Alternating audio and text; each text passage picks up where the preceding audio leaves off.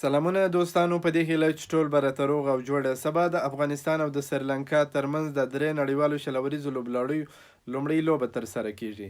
افغان لوبډلې چې د سریلانکا پر وړاندې ټیسټ 15 وریزو لوبلړۍ ترسره کړې دي، دواړې په ستر توپیر باندې بایللې دي.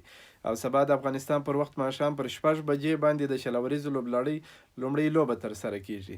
دغه لوبه په افغانستان کې د آریانا تلویزیون له لارې په ژوندۍ بڼه کتلی سي او په نړیوالو تلویزیونونو کې بیا سونی سپورټس داسې نور مختلف چینلونه دي چې دغه لوبه په ژوندۍ بڼه خپروي.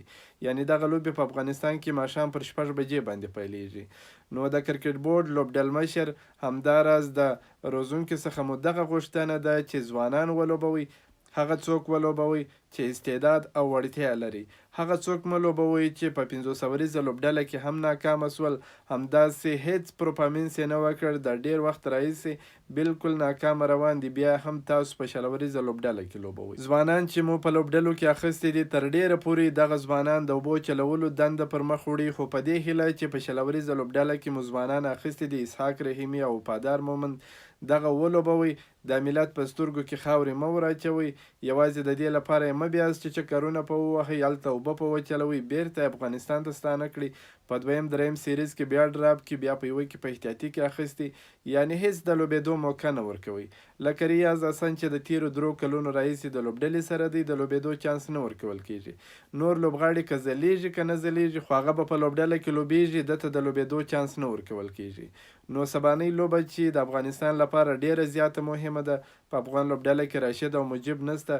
د افغانستان او د سریلانکا لوبډلې د دواړو د پیاوړي لوبغاړي دي. سریلانکا په خپل کور کې ډیره پیاوړې لوبډله ده، او د افغانستان او د سریلانکا لوبډلې د دواړو لوبډلو لوبغاړي په نړیوالو لیګونو کې هم ډیر زیات لوبېدلي دي، نو ډیرې زیاتې تجربې لري.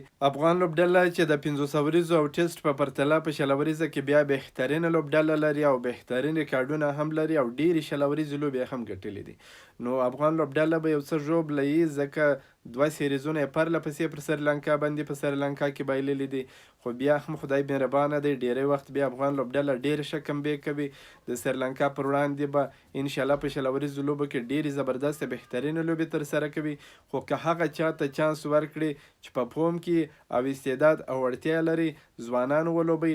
دا نه چې ځوانان یوازې د اوبو چلولو دنده پر مخ وړي، چې په تیر کې ډیر ځل موږ دا لیدلي وي. اسحاق رحیمي ولوبئ چې بهترین لوبغاړی وکټ کیپر بیټسمین دی. وفادار مومند ولوبئ. نوره نو لوبډله ماشاءالله ډیره ښه لوبډله ده، خو یوازې زازی ګوربز دا چې ډیر ښه نه دي ځلیدلي. ګوربز هم د تیرو ډیرو لوبو راهیسې یوازې د سریلانکا پر وړاندې په وروستۍ لوبه کې 48 منډې جوړې کړې دي، او زازی هم چې تقریبا د 15 لوبو څخه وروسته بیا نه دی ځلیدلی. فرید ملک هم دغسې حساب که. نو خدای دې وکړي چې افغان لوبډله په شلوریزه لوبلړۍ کې بهترینه لوبې ترسره کړي او د سریلانکا څخه د 2 سیریزونو ماتو وروسته د شلوریزو لوبو سیریز وګټي.